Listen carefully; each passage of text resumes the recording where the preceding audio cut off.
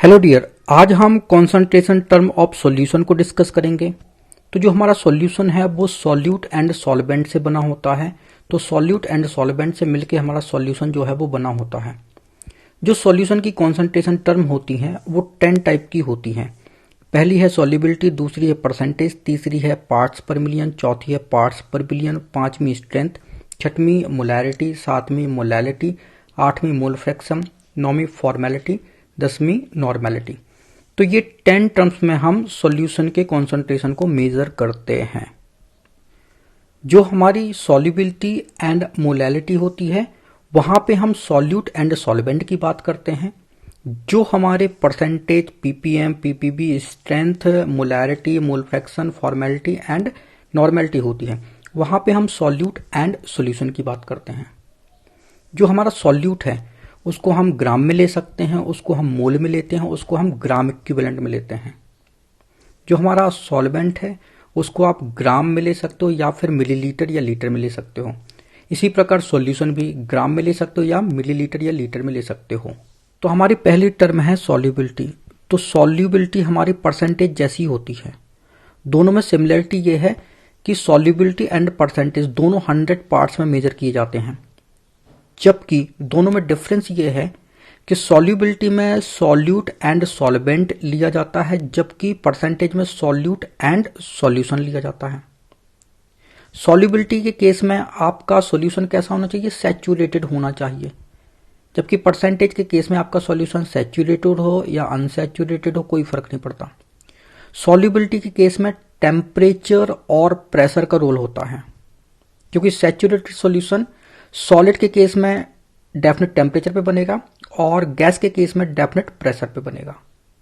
तो सॉल्युबिलिटी के केस में हमें टेम्परेचर एंड प्रेशर दोनों मेंशन करने होते हैं। तो सॉल्युबिलिटी की डेफिनेशन हो जाएगी the maximum amount of solute that dissolve in a solvent to make saturated solution at a specific temperature. अगर गैस है तो फिर टेम्परेचर की जगह प्रेशर आएगा। सॉल्यूट जो है वो 2 टाइप का हो सकता है, सॉलिड हो सकता है, गैस हो सकता है। सॉलिड की सॉल्युबिलिटी टेम्परेचर बढ़ाने पे कैसे होगी? बढ़ती है। तो सॉल्युबिलिटी टेम्परेचर के डायरेक्टली प्रोपोर्शनल होती है। प्रेशर का सॉलिड की सॉल्युबिलिटी पे कोई इफेक्ट नहीं होता। जो हमारा गैस है, गैस की सॉल्युबिलिटी टेम्परेचर बढ़ाने पे कम होती है, इसलिए सॉल्युबिलिटी इनवर्सली प्रोपोर्शनल टेम्परेचर होगा, जबकि प्रेशर बढ़ाने पे गैस की सॉल्युबिलिटी इंक्रीज होती है।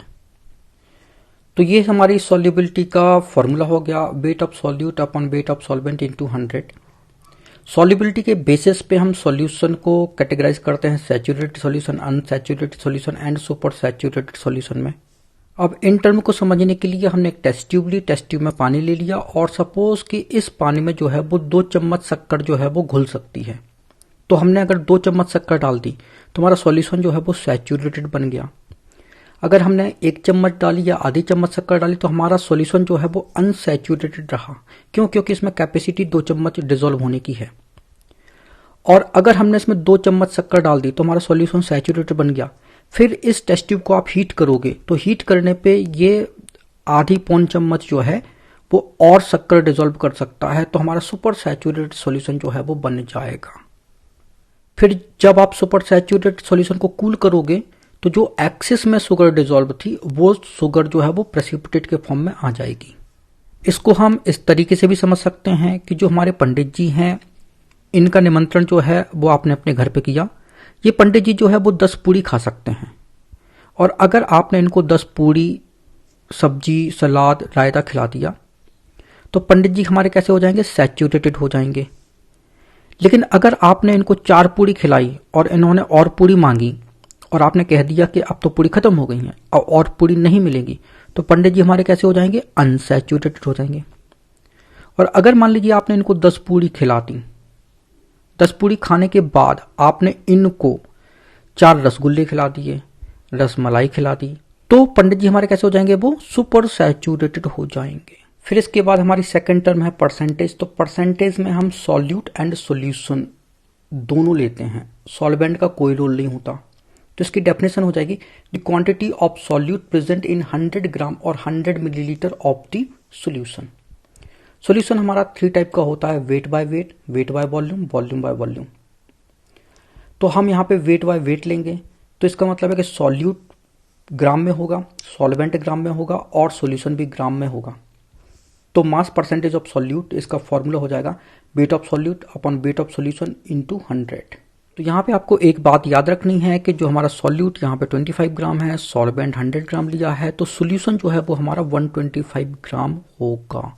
ये दोनों मास ऐड हो जाएंगे। जो हमारा सेकेंड है वेट बाय वॉल्यूम, तो इसका फॉर्मूला हो जाएगा wait of solute volume of solution into 100। तो यहाँ पे सॉल्यूट तो हमने 25 ग्राम लिया, सॉल्वेंट हमने 100 मिलीलीटर दिया, तो सॉल्यूशन जो है वो 100 मिलीलीटर होगा। तो 25 ग्राम सॉल्यूट कहाँ चला गया, यहाँ पे जो इंटरमोलिकुलर स्पेस था वहां पे जो है वो ये ट्रैप हो जाएगा। तो वॉल्यूम जो है वो सॉल्यूशन का इंक्रीज नहीं होगा, मास इंक्रीज हो जाता है, मास में एडिशन होता है लेकिन वॉल्यूम में कोई एडिशन नहीं होता। फिर सी है वॉल्यूम बाय वॉल्यूम, तो यहाँ पे ये वॉल्यूम है, ये वॉल्यूम है, तो ये वॉल्यूम का एडिशन हो जाएगा। तो ये 10 ml था, 100 ml, तो ये 110 ml हो जाएगा। तो फॉर्मूला ये है volume of solute volume of solution into 100। इसके बाद हमारे थर्ड टर्म्स हैं पार्ट्स पर मिलियन, जिसको कि हम पीपीएम बोलते हैं। पीपीएम बिल्कुल हमारे परसेंटेज जैसा ही होता है, ये भी वेट बाय वेट होता है, weight by volume volume by volume में मेजर किया जाता है। दोनों में डिफरेंस ये है कि जो हमारा परसेंटेज होता है वहां पे सॉल्वेंट जो है बहुत थोड़ा सा लिया जाता है, 100 ml 200 ml 500 ml, लेकिन जो हमारा पार्ट्स पर मिलियन होता है वहां पे सॉल्वेंट जो है बहुत ज्यादा लिया जाता है। ठीक है, तो अगर हम बहुत ज्यादा सॉल्वेंट ले लें तो सॉल्यूशन हमारा बहुत ज्यादा डाइल्यूटेड होगा, और डाइल्यूटेड सॉल्यूशन जब हो जाएगा तो अगर आप इसका परसेंटेज निकालोगे डाइल्यूटेड सॉल्यूशन का, तो आंसर जो है वो 0.000000 कुछ परसेंट आएगा। और हम नहीं चाहते कि हमारा आंसर इस तरीके से आए, तो हम परसेंटेज की जगह पार्ट्स पर मिलियन यूज करते हैं। तो 100 पार्ट की जगह हम मेजर करते कॉन्सेंट्रेशन 10⁶ ग्राम या 10⁶ ml में। तो 10⁶ पार्ट में हम सॉल्यूशन की कॉन्सेंट्रेशन को मेजर करते हैं, जिसको कि हम पार्ट्स पर मिलियन बोलते हैं। तो बस सॉल्यूशन में यहां पे 100 होता है और पार्ट्स पर मिलियन में यहां पे 10⁶ होता है। ठीक है, बाकी सब कुछ एज इट इज है। इसी प्रकार जो हमारा पार्ट्स पर बिलियन होता है, ये भी परसेंटेज पीपीएम जैसे ही होता है, weight by weight weight by volume volume by volume. Difference ये है कि यहां पे सॉल्यूशन हमारा और भी ज्यादा डाइल्यूटेड हो जाता है। ठीक है, और जब सॉल्यूशन बहुत बहुत बहुत ज्यादा डाइल्यूटेड हो तो फिर हम कॉन्सेंट्रेशन को पार्ट्स पर बिलियन में मेजर करते हैं। तो यहां पे 10⁹ लिया जाता है, बाकी सब कुछ एक जैसा है। फिर इसके बाद हमारे फिफ्थ टर्म है स्ट्रेंथ ऑफ द सॉल्यूशन। तो स्ट्रेंथ ऑफ द सॉल्यूशन में हम सॉल्यूट एंड सॉल्यूशन की बात करते हैं। तो सॉल्यूट यहाँ पे ग्राम में लिया जाता है, सॉल्यूशन यहाँ पे 1 लीटर लिया जाता है। तो 1 लीटर में हमें सॉल्यूट के अमाउंट को बताना होता है। तो डेफिनेशन हो जाएगी the amount of solute in gram present in 1 litre of the solution. Formula हो जाएगा strength equal to weight of solute upon volume of solution in litre. तो यूनिट इसकी ग्राम पर लीटर हो जाएगी। इसके बाद हमारी 6th टर्म है मोलैरिटी, जिसको कि हम कैपिटल एम से रिप्रेजेंट करते हैं। तो यहाँ पे सॉल्यूट एंड सॉल्यूशन में रिलेशन होता है। सॉल्यूट यहाँ पे मोल में लिया जाता है, सॉल्यूशन जो है वो लीटर में लिया जाता है। तो इसकी डेफिनेशन हो जाएगी the mole of solute dissolve in 1 litre of solution. तो ये हमारी मोलैरिटी कहलाएगी। इसका फॉर्मूला बनेगा molarity equal to mole of solute upon volume of solution in litre. तो मोल जो है वो हमारा होता है weight by molar weight into volume, litre में लिखना है तो VL लिख दिया। तो यूनिट हो जाएगी मोल पर लीटर, जिसको कि हम कैपिटल M भी बोलते हैं। तो मोल पर लीटर जो है वो हमारा कैपिटल M कहलाएगा। मोलैरिटी का एक और फॉर्मूला होता है जो कि परसेंटेज एंड डेंसिटी से रिलेटेड होता है। तो मोलैरिटी इक्वल होती है percentage into density into 10 upon molar mass. तो इस फॉर्मूले के बेस पे एक क्वेश्चन पूछा गया था बोर्ड में। क्वेश्चन है calculate the molarity of 9.8% weight by weight solution of H2SO4 if the density of the solution is 1.02 gram millilitre inverse. तो फॉर्मूला आपको ये रखना है, परसेंटेज 9.8 है, डेंसिटी 1.02 है, इंटू 10 आपको ज्यों का त्यों करना है। 98 H2SO4 का मोलर मास है, तो मोलैरिटी 1.02 m, जिसको कि हम मोल पर लीटर बोलते हैं, आ जाएगी। इसके बाद हमारी 7th नंबर की टर्म है मोलैलिटी, जिसको कि हम स्मॉल m से रिप्रेजेंट करते हैं। यहाँ पे सॉल्यूट एंड सॉल्वेंट में रिलेशन होता है। तो सॉल्यूट मोल में लिया जाता है, जबकि सॉल्वेंट जो है वो किलोग्राम में लेना होता है।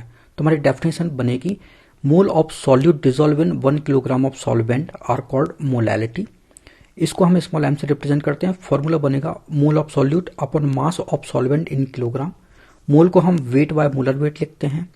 मास ऑफ सॉल्वेंट अगर आपने ग्राम में लिया तो 1000 ऊपर करना पड़ेगा, ठीक है।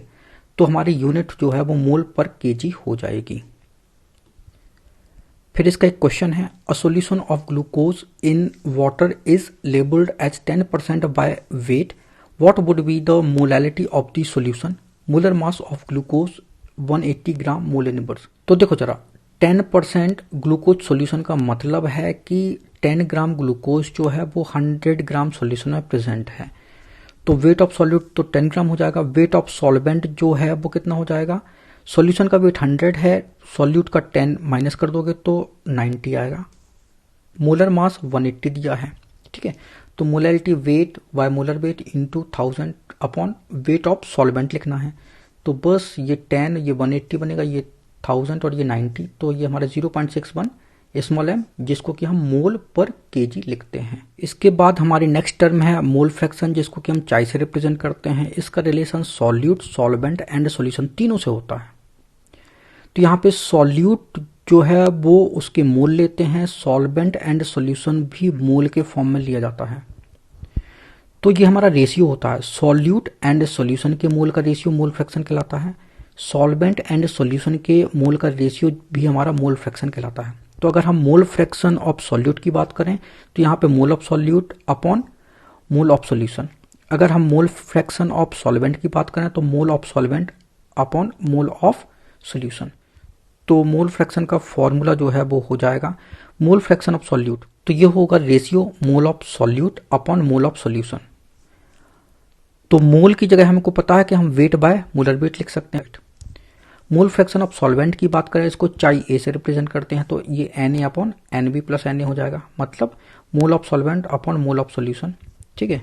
तो ये मोल जो है वो वेट बाय मोलर वेट के फॉर्म में लिखा जाता है, तो ये हमारा फॉर्मूला बनेगा।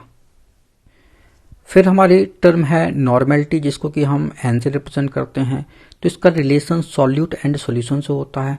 सॉल्यूट यहाँ पे ग्राम इक्विवेलेंट में लिया जाता है और सॉल्यूशन 1 लीटर में लिया जाएगा। तो हमारी डेफिनेशन हो जाएगी number of gram equivalent solute dissolve in 1 litre of solution. तो ये हमारी नॉर्मेलिटी होगी। फॉर्मूला होगा gram equivalent of solute upon volume of solution in litre. तो ग्राम इक्विवेलेंट को हम लिख सकते हैं वेट अपॉन इक्विवेलेंट वेट, और वॉल्यूम लीटर में है तो ये यहाँ लिखा। यूनिट हो जाएगी इक्विवेलेंट पर लीटर, जिसको कि हम कैपिटल N बोलते हैं। अब जो हमारा इक्विवेलेंट वेट होता है वो क्या कहलाता है? तो इक्विवेलेंट वेट जो है वो रेशियो होता है मोलर वेट और एन फैक्टर का। तो मोलर वेट तो हमको पता होता है, अब एन फैक्टर जो है वो कैसे डिटरमाइन करते हैं? तो एन फैक्टर हम एटम के लिए और कंपाउंड के लिए डिटरमाइन कर सकते हैं बड़े आसानी से। कंपाउंड हमारा एसिड बेस सॉल्ट कुछ भी हो सकता है, ठीक है। तो एटम के लिए एन फैक्टर क्या होता है? एटम की बैलेंसी के इक्वल होता है। फॉर एग्जाम्पल सोडियम की बैलेंसी 1 है तो एन फैक्टर 1, एल्यूमिनियम की बैलेंसी 3 है तो एन फैक्टर 3 हो जाएगा, मैग्नीशियम की बैलेंसी 2 है तो एन फैक्टर 2 हो जाएगा। कंपाउंड की बात करें तो जो हमारा एसिड है, बेस है और सॉल्ट है, तो ये तो हमारे आयन बनाएंगे। तो एन फैक्टर जो है इधर पॉजिटिव चार्ज और नेगेटिव चार्ज, तो यहाँ पे जो पॉजिटिव चार्ज या नेगेटिव चार्ज होगा वो हमारा एन फैक्टर कहलाएगा। फिर नॉर्मेलिटी का रिलेशन परसेंटेज और डेंसिटी में क्या होता है? तो नॉर्मेलिटी इक्वल होती है percentage density into 10 upon equivalent weight. तो ये हमारी लिस्ट है। इस लिस्ट में हमें एटम का इक्विवेलेंट वेट निकालना है, ठीक है। तो कैसे निकालेंगे? तो ये एटम है, ये उसकी बैलेंसी दी गई है, ये एन फैक्टर है, ये एटॉमिक वेट है, और इक्विवेलेंट वेट क्या होता है? Atomic weight upon n factor का रेशियो।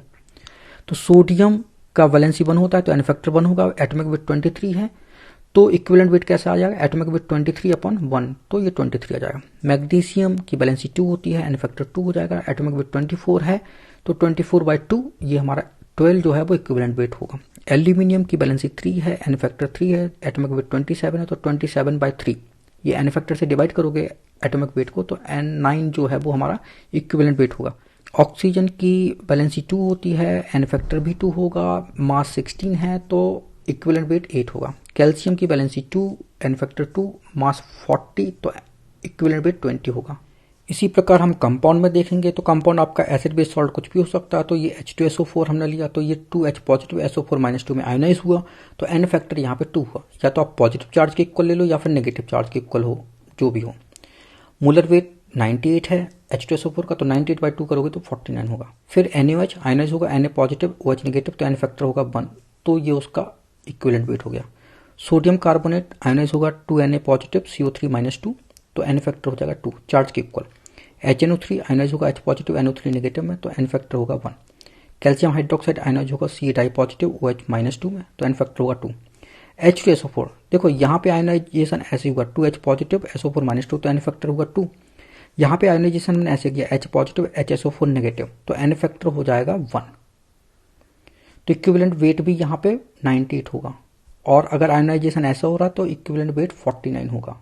फिर इसके बाद हमें इफेक्ट ऑफ टेम्परेचर बताना है। तो इफेक्ट ऑफ टेम्परेचर उस कॉन्सेंट्रेशन टर्म में पड़ेगा जहां पे सॉल्यूशन जो है वो वॉल्यूम के फॉर्म में लिया जाता है। अगर सॉल्यूशन हमारा मास के फॉर्म में लिया जाए तो फिर वहां पे टेम्परेचर का कोई इफेक्ट नहीं पड़ता। जैसे कि जो हमारी मोलैलिटी है, जो हमारा मोल फ्रैक्शन है, तो यहाँ पे कहीं भी वॉल्यूम नहीं आता, इस कारण टेम्परेचर का कोई इफेक्ट नहीं होता इन पे। लेकिन जो हमारी मोलैरिटी है, जो हमारी नॉर्मेलिटी है, जो हमारा परसेंटेज है, वहां पे वॉल्यूम सॉल्यूशन का यूज किया जाता है। तो टेम्परेचर बढ़ाने पे वॉल्यूम क्या होता है, बढ़ता है। टेम्परेचर बढ़ेगा तो वॉल्यूम बढ़ेगा, वॉल्यूम बढ़ेगा तो नॉर्मेलिटी जो है वो क्या हो जाएगी, कम हो जाएगी। मोलैरिटी क्या हो जाएगी, कम हो जाएगी। तो मोलैरिटी एंड नॉर्मेलिटी टेम्परेचर बढ़ाने पे क्या होती है, डिक्रीज होती है, जबकि मोलैलिटी एंड मोल फ्रैक्शन पे टेम्परेचर का कोई इफेक्ट नहीं होता। You please subscribe my channel and press bell icon. You also like, comment and share my videos. Thanks for watching.